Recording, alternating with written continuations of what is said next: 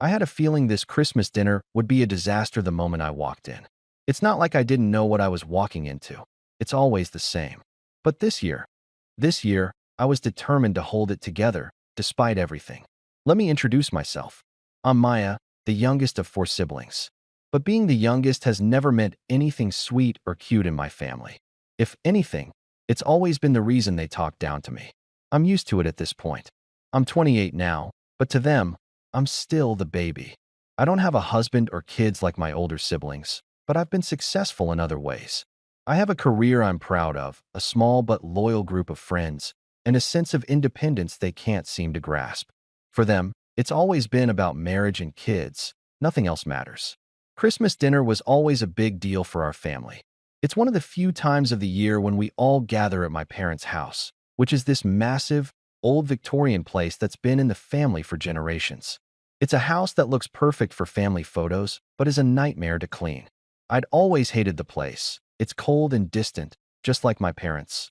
But it's tradition, so every year, I go. Even though I'd rather be anywhere else, I go. Because, family. I showed up just after everyone else. My oldest brother, Chris, was already there with his wife and 3 kids, loudly setting up the table as if they owned the place. Then there was Amy, my sister, with her husband and their baby. Always perfect, always polished, always showing off their ideal life. My parents were in the kitchen, bustling around, acting as if they had everything under control while managing to make everyone feel like they were still 5 years old. As usual, I slipped in quietly, hoping to avoid the drama that was sure to unfold. When my mom saw me, her face lit up with that fake smile she always wore. The kind that made me feel like I wasn't really welcome, but I was tolerated for the sake of the holiday. "Maya, sweetie," she said, giving me a hug that felt more obligatory than affectionate. "So glad you could make it. Go ahead and grab a seat." I barely had time to respond before my dad called from the other room, his voice booming with that authority he used when he wanted to remind everyone he was still the man of the house. "Dinner's about ready. Chris, Amy, get the kids situated, please." I stood there for a moment, not sure what to do. I wanted to say something, but it was Christmas. I didn't want to make a scene yet. That's when my mom, in that subtle way she had of making everything feel like a lesson, spoke again. "Maya, why don't you sit at the kids' table? We've got a special spot for you there, with the cousins." I froze. I couldn't believe it. My mom, with her sweet, saccharine tone, had just asked me to sit at the kids' table, the one they set up every year with a mismatched array of chairs, paper plates, and half-hearted decorations. I glanced over to the dining room. The adults' table was set up beautifully, with fancy china, glasses of wine, and candles that gave the whole thing an elegant, grown-up vibe. There, at the head of the table, was my dad, looking as smug as ever, surrounded by my married siblings. No room for me, though. I looked back at my mom, trying to hold back the anger bubbling inside me. I could feel the familiar sting, the one I always got when they tried to remind me that I wasn't good enough in their eyes. It wasn't the first time they'd made me feel small, but this was different. This wasn't just a little comment or a side eye. This was deliberate. They knew what they were doing. I forced a smile, but it didn't reach my eyes. "Sure, Mom. Thanks," I said, trying to keep my voice steady. She smiled, too, but there was something in her expression, something that said she didn't really care about how I felt. This was all about keeping up appearances, making sure everything was perfect. I don't think she even realized how much it hurt to be dismissed like that. Without saying another word, I walked over to the kids' table, my stomach turning with every step. It wasn't like I expected anything better, but for a second, I thought maybe, just maybe, they'd treat me like an adult.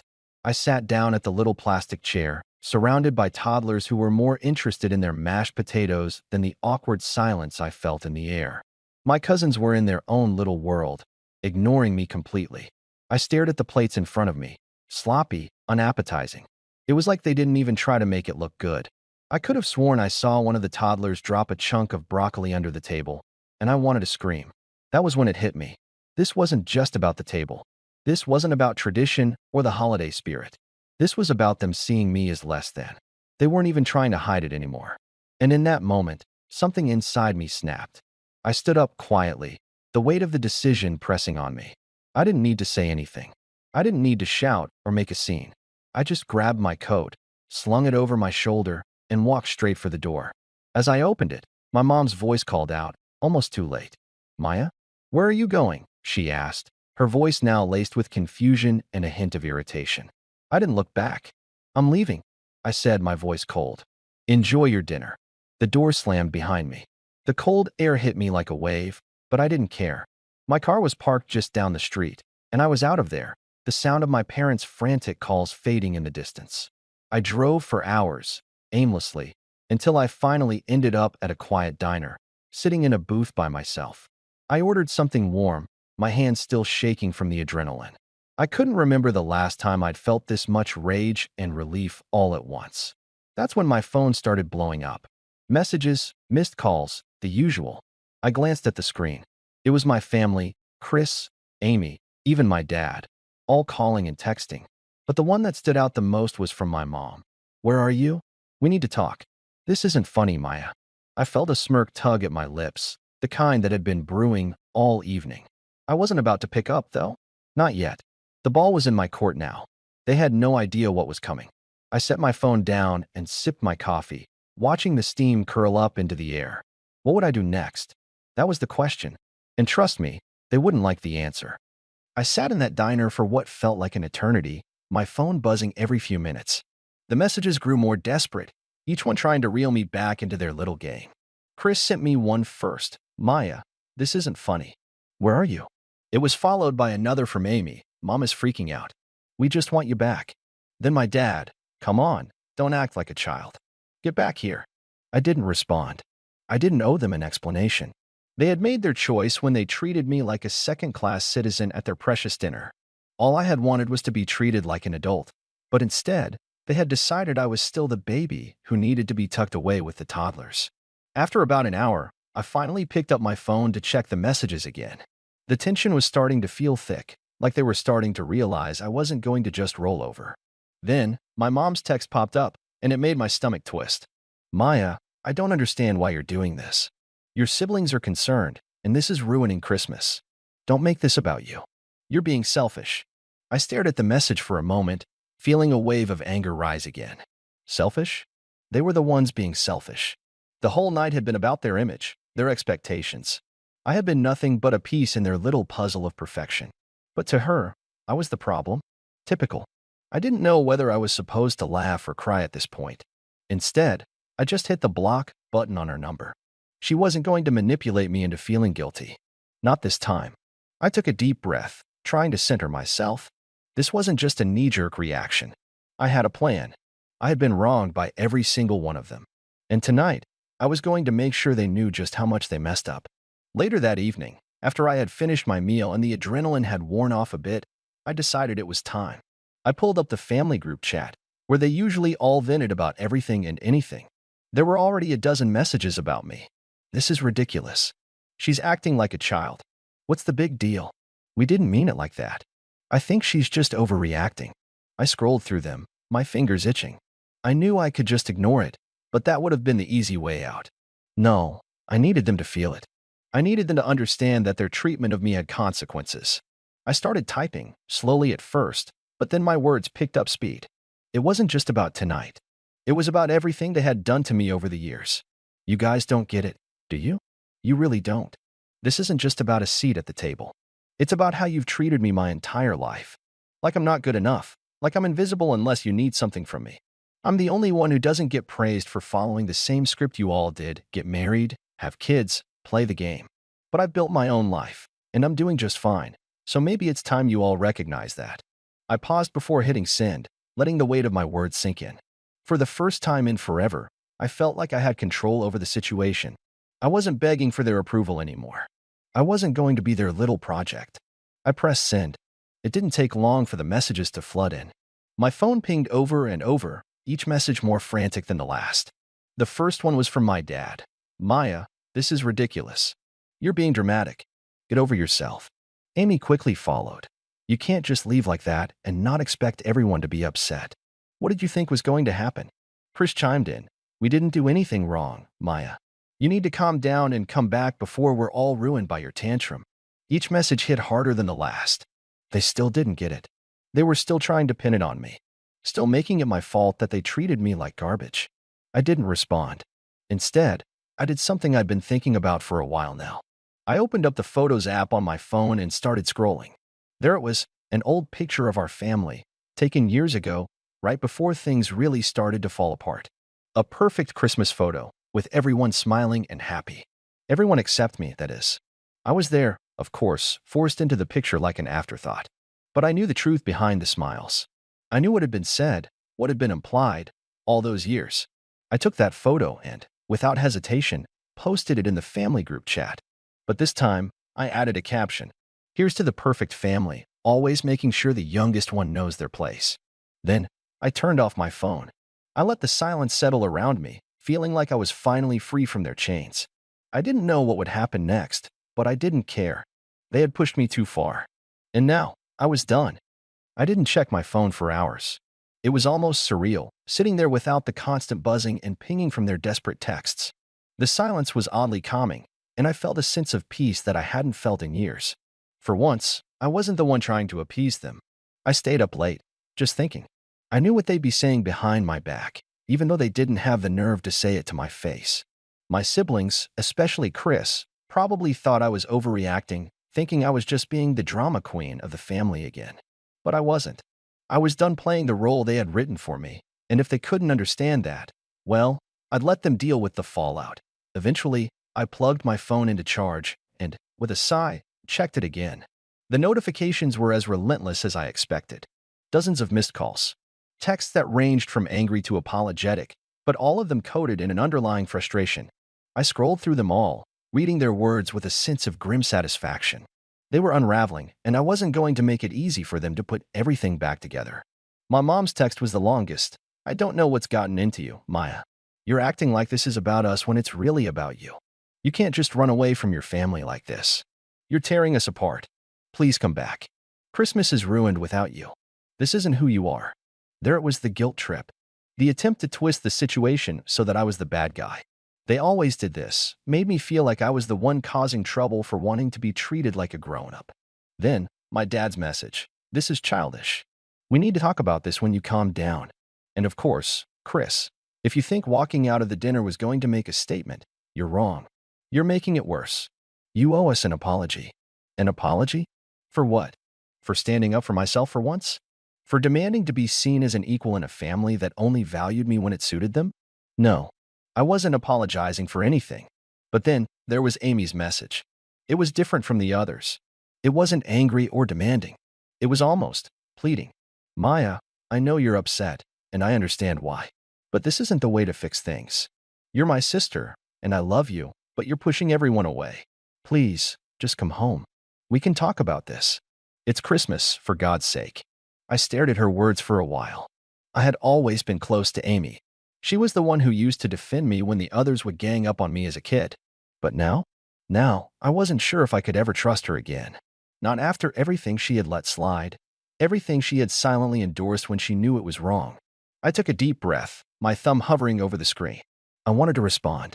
I wanted to explain to her that I wasn't being a diva or causing drama, that I was standing up for myself, that I was tired of being treated like the perpetual child in the family. But I didn't. Not yet. Instead, I typed out a short reply. I'll think about it. I sent it and set my phone down, feeling a pang of guilt. But I shook it off.